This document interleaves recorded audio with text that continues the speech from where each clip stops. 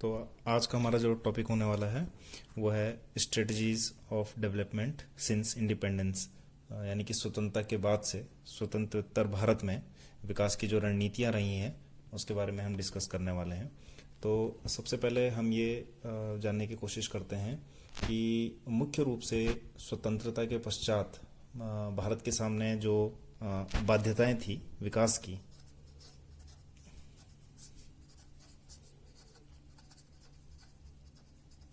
या ऑब्लिगेशंस जो थी वो कौन कौन सी थी।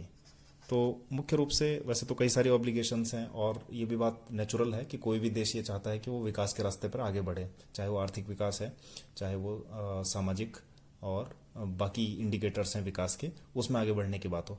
लेकिन यहाँ पर जो है हम मुख्य रूप से दो ऑब्लिगेशंस की बात करेंगे या दो बाध्यताएं की बात करेंगे जिन्होंने भारत की विकास की रणनीति पर उस समय इम्पैक्ट डाला। तो पहली थी सामाजिक और आर्थिक बाध्यताएं यानी कि सोशियो इकोनॉमिक ऑब्लिगेशंस, और दूसरी थी संवैधानिक। तो इन दोनों ही नज़रिए से हम देखते हैं कि सामाजिक आर्थिक बाध्यताएं क्या थी भारत के सामने। भारत के सामने ये बाध्यता थी कि भारत विश्व के एक गरीबतम राष्ट्रों में शामिल था, और इस पर भी एक दूसरी बात ये थी, इस सिक्के का दूसरा पहलू ये था कि भारत के पास बहुत बड़ी पॉपुलेशन दुनिया की उस समय भी मौजूद थी, आज भी है और उस समय भी। आज तो भारत विश्व के दूसरे नंबर के देशों में शामिल है, उस समय भी भारत की जो पॉपुलेशन थी वो बहुत बड़ी थी, और वो जो बड़ी पॉपुलेशन थी वो ये कहना चाहिए कि उस तरह से स्किल्ड नहीं थी जिस तरह से विकसित राष्ट्रों की पॉपुलेशन थी। तो भारत की सोशियो इकोनॉमिक ऑब्लिगेशन उसको इस बात के लिए बाध्य करती थी कि वो जन कल्याण की या लोक कल्याण की नीतियां बनाए, क्योंकि अगर स्टेट लोक कल्याण में या वेलफेयर में भाग नहीं लेगा तो ये हो सकता है कि आर्थिक विकास के रास्ते में जो लोग कहीं ना कहीं पीछे छूट गए हैं, जो जिनका कि सोशियो पॉलिटिकल और इकोनॉमिकल इंक्लूजन नहीं हो पाया मुख्य धारा में, यानी कि मेन स्ट्रीम में, सोशियो इकोनॉमिक मेन स्ट्रीम में जो लोग नहीं आ पाए, यानी कि जो वंचित वर्ग से हैं, डिप्राइव्ड सेक्शन से हैं, उन लोगों के मन में असंतोष की भावना उपज सकती थी। तो भारत की सोशियो इकोनॉमिक डिस्पैरिटी यानी कि सामाजिक आर्थिक जो विभिन्नताएं हैं या फिर सामाजिक आर्थिक खाइयां हैं वो इतनी ज्यादा गहरी थी कि उस समय भारत के स्टेट को वेलफेयर स्टेट होना ही था, लोक कल्याण स्टेट होना ही था। वो नेगेटिव स्टेट जैसे कि विकसित राज्यों में है, स्कैंडिनेवियन कंट्रीज में है या यूरोपियन कंट्रीज में है, वैसा वो नहीं हो सकता था, वो रूट वो ले ही नहीं सकता था। ठीक है। और दूसरी थी संवैधानिक बाध्यताएं यानी कि कॉन्स्टिट्यूशनल ऑब्लिगेशंस। ये सब हम जानते हैं कि पार्ट 4 में भारत के जहां डीपीएसपी की चर्चा की गई है, directive principles of state policy, article 36 से आर्टिकल 51 तक, वो भारत को वेलफेयर स्टेट के रूप में एक स्टैब्लिश करती हैं, यानी कि लोक कल्याणकारी राष्ट्र के रूप में स्टैब्लिश करती हैं। और लोक कल्याणकारी राज्य का मतलब क्या है कि राज्य कानून व्यवस्था के साथ साथ जनता के कल्याण के लिए भी नीतियां बनाए। तो भारत की सामाजिक आर्थिक बाध्यताएं भी और संवैधानिक बाध्यताएं भी दोनों ही इस ओर इशारा करती थी, इस ओर ऑब्लिगेशन देती थी भारत के पॉलिसी मेकर्स को कि वो किस तरह से भारत को एक वेलफेयर स्टेट बनाए, क्योंकि दोनों का आप देखिए कंक्लूजन सेम रहा कि भारत एक वेलफेयर स्टेट बनना चाहिए। यानी कि वेलफेयर स्टेट का मतलब क्या है कि भारत को ज्यादा इन्वेस्टमेंट करनी चाहिए, किसमें, सामाजिक और आर्थिक कारकों में, शिक्षा में, स्वास्थ्य में। यानी कि वो नेगेटिव स्टेट नहीं है, एसेंशियली पॉजिटिव स्टेट है, आवश्यक रूप से एक सकारात्मक राज्य है। अब ये वेलफेयर स्टेट की जो अवधारणा है वो भारत को कुछ हद तक एक लोकतंत्रात्मक समाजवाद की तरफ मोड़ती है, यानी कि डेमोक्रेटिक सोशलिज्म। तो पहली बात है कि सोशलिज्म क्या है, ये आप जानते हैं कि सोशलिज्म एक आर्थिक विचारधारा है। ध्यान रहे, राजनीतिक कम है, आर्थिक ज्यादा है। एक ऐसी आर्थिक विचारधारा जो कि समाज के संसाधनों पर समाज का ही नियंत्रण स्वीकार करती है, व्यक्ति का नहीं। व्यक्तिगत संपत्ति की इसमें जगह नहीं होती, समाज के संसाधनों पर समाज का नियंत्रण। तो यानी कि समाज का सबसे बड़ा जो इंडिकेटर होता है वो कौन है, वो है राज्य। यानी कि राज्य का नियंत्रण जब समाज के सारे संसाधनों पर होता है तो उसे समाजवाद कहा जाता है। तो समाजवाद क्यों अप्लाई किया जाता है, इसके पीछे वैल्यू ओरिएंटेशन क्या है, इसके पीछे मूल्य निर्धारण क्या है, वो है समानता का। यानी कि समानता के मूल्य को, इक्वलिटी के मूल्य को सोशलिज्म या समाजवाद लेकर के चलता है। लेकिन इसमें एक और दूसरी बात है जो कि बहुत ही महत्वपूर्ण है भारत के संदर्भ में। भारत का समाजवाद ऐसा समाजवाद नहीं है जैसे कि रूस और चीन में जो समाजवाद स्थापित किया गया, यानी कि कम्युनिस्ट समाजवाद नहीं है। भारत का जो समाजवाद है वो लोकतंत्रात्मक समाजवाद है, डेमोक्रेटिक सोशलिज्म है। यानी कि भारत समाज के संसाधनों पर, समाज के आर्थिक संसाधनों पर राज्य का या समाज का नियंत्रण तो चाहता है, लेकिन उस मीन्स के, उस सोशलिज्म के एंड के जो मीन्स होंगे वो आवश्यक रूप से डेमोक्रेटिक होंगे। यानी कि भारत सोशलिज्म तो चाहता है, भारत राज्य का नियंत्रण चाहता है आर्थिक संसाधनों पर, लेकिन उसके लिए जो रास्ता जो अख्तियार करने वाले हैं, जो रूट वो लेने वाले हैं, वो आवश्यक रूप से डेमोक्रेटिक होंगे, लोकतंत्रात्मक होंगे। किसी भी फॉर्म में सिंगल पार्टी रूल या टोटलिटेरियन या सर्वाधिकारवादी या तानाशाही वाले नहीं होंगे, जैसे कि कम्युनिस्ट राष्ट्रों में होता है। अब कोई ये कह सकता है कि भाई ये तो एक थ्योरेटिकल बात है, क्या इसका कोई एविडेंस मिलता है? तो बिल्कुल मिलता है। 1955 में भारतीय राष्ट्रीय कांग्रेस का अवाड़ी अधिवेशन हुआ।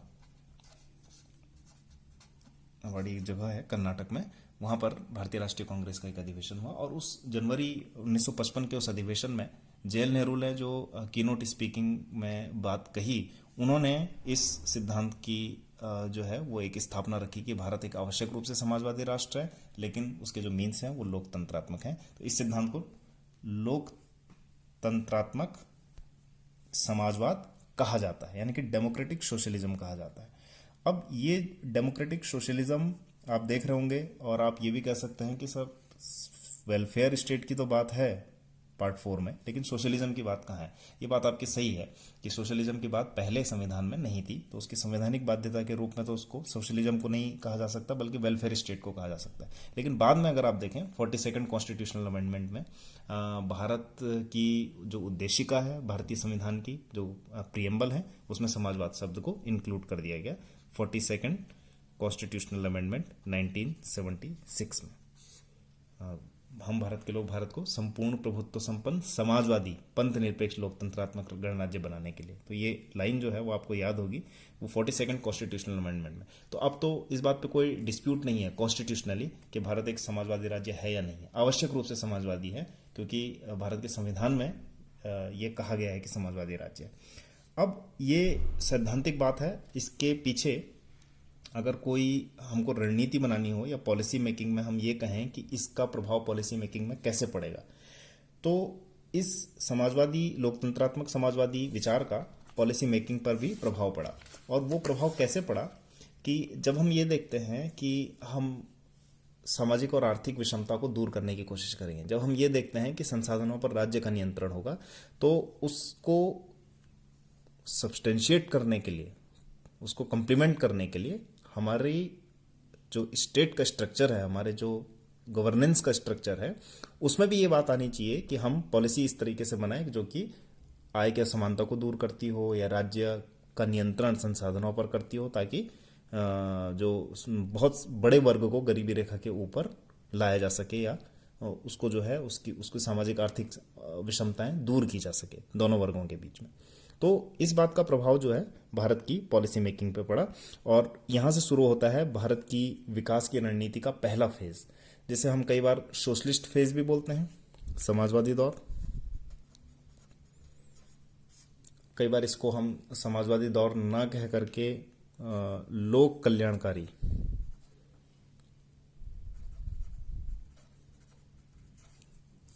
सोशलिस्ट और वेलफेयर दौर भी कहते हैं।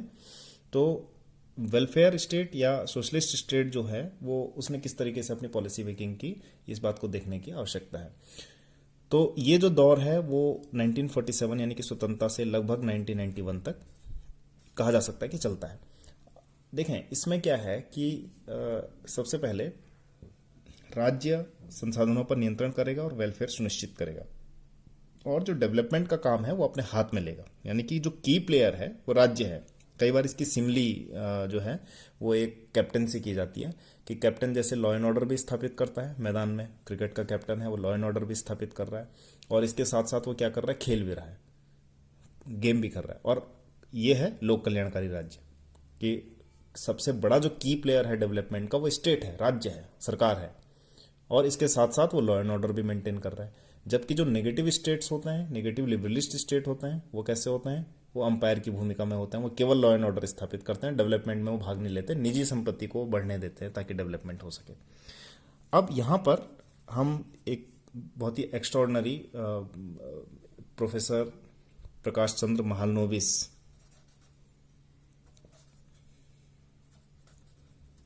की थ्योरी को का जिक्र भी करना चाहेंगे। प्रोफेसर महालनोबिस कलकत्ता में जन्म लेने वाले एक असाधारण बुद्धिमान व्यक्ति गिने जाते हैं और ये स्टैटिस्टिकल सर्वे के लिए जाने जाते हैं भारत में, और इनका एक बड़ा योगदान भी है सांख्यिकी के क्षेत्र में और मैथ्स के क्षेत्र में।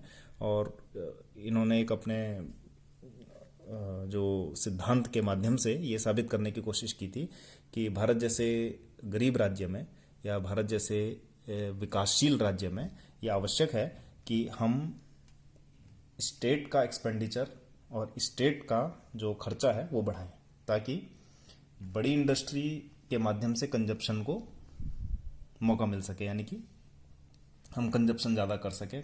ये कंजप्शन तभी होगा जब स्टेट जो है वो ज़्यादा से ज़्यादा पार्ट लेगा। तो महालनोबिस प्लान की बात हम यहाँ पे करें तो महालनोबिस प्लान क्या है कि वो एक तरह का ऐसा प्लान है कि जिसमें बिग इंडस्ट्रीज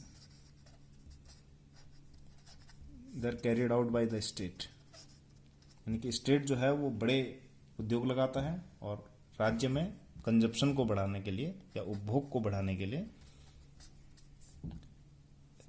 कैपिटल गुड्स की क्षमता निर्माण करने की कोशिश करता है।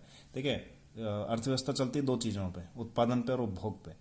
तो उत्पादन तब तक नहीं हो सकता है जब तक कि उत्पादन करने की क्षमता उस राज्य की पॉपुलेशन में ना हो। लेकिन अगर कोई देश कॉलोनियल उपनिवेशवादी शोषण का शिकार है तो वहाँ की पॉपुलेशन स्किल्ड नहीं होगी, क्योंकि अंग्रेजों ने जो भी डेवलपमेंट किया अपने लिए किया। तो स्किल्ड पॉपुलेशन बनाने के लिए हम क्या करेंगे, हम पहले स्टेट एक्सपेंडिचर करेगा, बड़ी इंडस्ट्री लगाएगा, तब जाके रोजगार का सृजन होगा, लोगों के अंदर कैपेसिटी आएगी कैपिटल गुड्स को तैयार करने की। उसके बाद जब उनका विपणन होगा, उपभोग होगा, तब जाकर के अर्थव्यवस्था में वो चक्र पूरा होगा, जिसे उत्पादन और उपभोग का चक्र कहते हैं।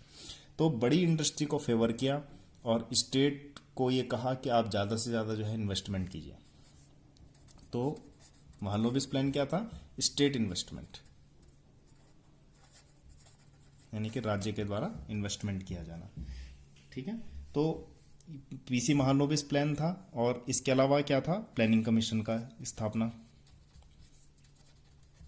जिसका नाम अब बदल करके नीति आयोग कर दिया गया, या आप जिसे कहते हैं प्लानिंग कमीशन, यानी कि योजना आयोग। तो योजना आयोग का निर्माण क्या था, योजना आयोग का काम क्या था कि स्टेट को वो प्लान करके देता था कि किस प्रकार से डेवलपमेंट किया जाए, यानी कि प्लान्ड डेवलपमेंट का हमने सोचा इस दौर में, लोक कल्याणकारी दौर में। ठीक है ना, तो इसको कई बार लाइसेंस राज का दौर भी कहा जाता है, कई बार सोशलिस्ट दौर भी कहा जाता है। लेकिन आप ये ध्यान रखें कि प्लानिंग कमीशन और महालनोबिस प्लान दोनों इस बात को इशारा करते थे कि स्टेट को एक्सपेंडिचर अपना बढ़ाना चाहिए। तो इस दौर की विशेषताएं क्या हैं, अगर आप देखें तो इस दौर की विशेषताएं क्या हैं। सबसे पहले तो राज्य सबसे बड़ा प्लेयर होता है, स्टेट इन्वेस्टमेंट होता है। दूसरी बात क्या है कि राज्य जो है वो बड़ी इंडस्ट्री को या फिर बड़े डैम्स को या इंफ्रास्ट्रक्चर डेवलपमेंट में राज्य सकारात्मक भूमिका निभाता है। तीसरी बात क्या है कि राज्य का उद्योग और नियंत्रण रहता है, यानी कि जिसे लाइसेंस राज कहते हैं, लाइसेंसिंग करता है स्टेट, कि स्टेट ये बताता है कि कौन सा आप उद्योग धंधा खोल सकते हैं और कौन सा उद्योग धंधा आप नहीं खोल सकते। और चौथी चीज़ क्या है कि राज्य जो है वेलफेयर स्टेट होता है, यानी कि लोक कल्याणकारी राज्य होता है। राज्य ये बताता है कि आप कौन सा काम कर सकते हैं वेलफेयर के लिए और कौन सा जरूरी है आय की असमानता को दूर करने के लिए। ठीक है।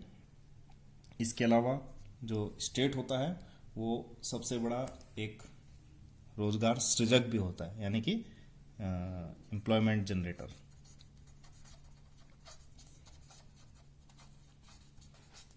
सबसे बड़ा एम्प्लॉयमेंट जनरेटर होता है, यानी कि आप देख सकते हैं कि राज्य से बाहर यहाँ पर कोई ज़्यादा आर्थिक गतिविधियाँ इतनी ज़्यादा इंपॉर्टेंट नहीं होती, लेकिन होती हैं, लेकिन वो इतनी ज़्यादा इंपॉर्टेंट नहीं होती। लेकिन एक चीज़ आपको यहाँ पर भी ये भी ध्यान रखना चाहिए कि इस दौर में ऐसा नहीं था कि निजी क्षेत्र को पूरी तरह से उपेक्षा की गई थी। तो इसे कई बार जो है मिक्स्ड इकोनॉमी, या मान लो इस प्लान को कई बार मिक्स्ड इकोनॉमी की बात भी कहा जाता है, यानी कि मिश्रित अर्थव्यवस्था। तो मिश्रित अर्थव्यवस्था क्या है कि जहाँ सरकार तो सबसे बड़ी प्लेयर है ही है, लेकिन इसके साथ साथ जो निजी कंपनियां हैं वो भी की रोल प्ले करें डेवलपमेंट में और इंफ्रास्ट्रक्चर या कैपेसिटी बिल्डिंग में। अब इस दौर की सबसे बड़ी जो कमियां थी वो क्या थी? ट्रांसपेरेंसी का अभाव या पारदर्शिता का अभाव। जब स्टेट सबसे बड़ा जब काम करता है तो उसमें कई बार पारदर्शिता नहीं हो पाती कि भाई लाइसेंस किसको देना है, किसको नहीं देना है, उद्योग धंधा स्थापित करने का। दूसरा कि ये चीज़ जो है, जो सोशलिस्ट दौर है, वो करप्शन को कई बार बढ़ावा देता है, यानी कि भ्रष्टाचार को, क्योंकि हर चीज़ जो है वो सरकारी नियंत्रण में है, तो सरकारी जो तंत्र है कई बार वो करप्ट होकर के काम कर सकता है। इसके अलावा और क्या है कि रेवेन्यू जनरेशन जो है स्टेट का कम होता है, क्योंकि रेवेन्यू एक्सपेंडिचर उसका ज़्यादा हो जाता है। ठीक है, यानी कि राजकोषीय घाटा, फिस्कल डेफिसिट इसमें ज़्यादा होता है। फिस्कल डेफिसिट क्यों? क्योंकि राज्य को सारे काम करने हैं, शिक्षा भी, स्वास्थ्य भी, एम्प्लॉयमेंट जनरेशन भी, सारे काम करने हैं, तो उसका फिस्कल डेफिसिट ज़्यादा होता है। ठीक है। और चौथी चीज़ ये है कि नवाचार को या इनोवेशन को इतना ज़्यादा बढ़ावा नहीं मिल पाता, क्योंकि जब हर चीज़ सरकार को काम करना है तो कई बार जो बेस्ट ब्रेन होते हैं वो इस तरफ नहीं मोटिवेट होते हैं कि वो नया क्या खोज सकें। तो इसकी वजह से थोड़ा सा इस दौर में प्रॉब्लम्स आई।